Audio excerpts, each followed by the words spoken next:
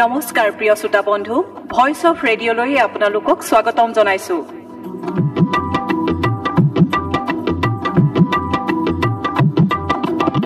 আৰম্ভ কৰিবলৈ লৈছো পুৱাৰ ৰেঙনি।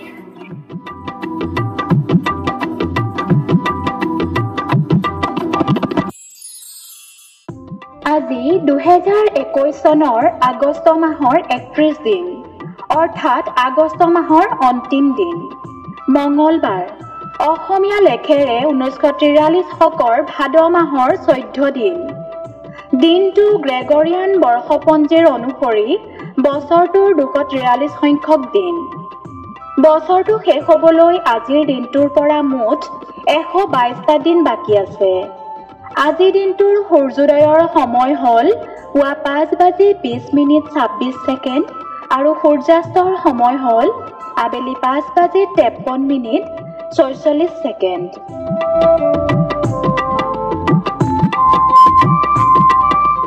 মানুহৰ বাহিৰে আন কোনো প্ৰাণীকেই নিজৰ অস্তিত্বই বিস্মিত নকৰে।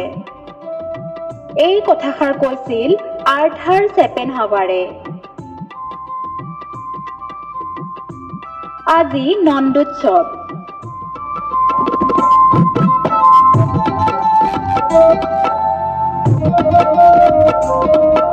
প্ৰিয় শ্ৰোতা বন্ধু, আজিৰ দিনটোৰ কেইটিমান উল্লেখযোগ্য ঘটনাৰ বিষয়ে জানো আহক।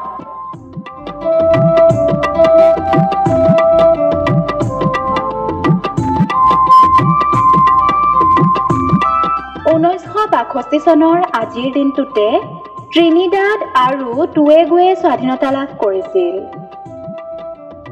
2005 চনৰ আজিৰ দিনটোতে ইৰাকৰ কাজেমাইন চহৰৰ এক শোকসভাত প্ৰায় 1000 ইৰাকী লোক মৰ্মান্তিকভাৱে নিহত হৈছিল। 1968 চনৰ আজিৰ দিনটোতে ইৰাণৰ খোৰাছানৰ এক প্ৰবল ভূমিকম্পৰ ফলত 18,000 লোকৰ মৃত্যু হৈছিল। 1971 চনৰ আজিৰ দিনটোতে সংগীত শিল্পী আলতাফ মেহমুদক পাকিস্তানী সেনাবাহিনীয়ে হত্যা কৰিছিল। 1968 চনৰ আজিৰ দিনটোতে ভাৰতত প্ৰস্তুত কৰা কৃত্ৰিম উপগ্ৰহ ৰোহিণীক উৎক্ষেপণ কৰা হৈছিল। 1991 চনৰ আজিৰ দিনটোতে ছোভিয়েট ইউনিয়নৰ প্ৰজাতন্ত্ৰৰ অংশ কিৰগিজিস্তানে স্বাধীনতা লাভ কৰিছিল। 1965 চনৰ আজিৰ দিনটোতে যুক্তৰাজ্যত মালয়েছিয়াৰ জাতীয় পতাকা সৰ্বপ্ৰথমে উত্তোলন কৰা হৈছিল।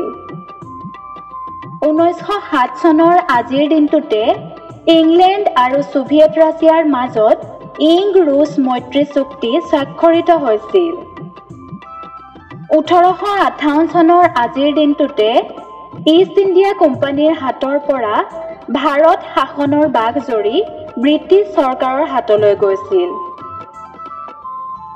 1848 চনৰ আজিৰ দিনটোতে বিশ্বত প্ৰথমবাৰৰ বাবে সংবাদপত্ৰত দৈনিক বতৰ বতৰা খবৰ প্ৰকাশিত হৈছিল।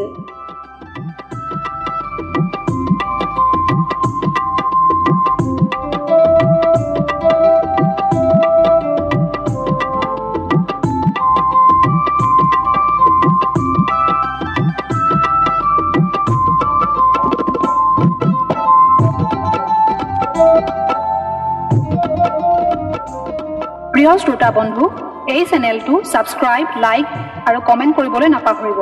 আপোনাৰ আজিৰ দিনটো শুভ হওক, মংগলময় হওক, তাৰেই কামনাৰে অনুষ্ঠানৰ পৰা বিদায় লৈছোঁ। ধন্যবাদ।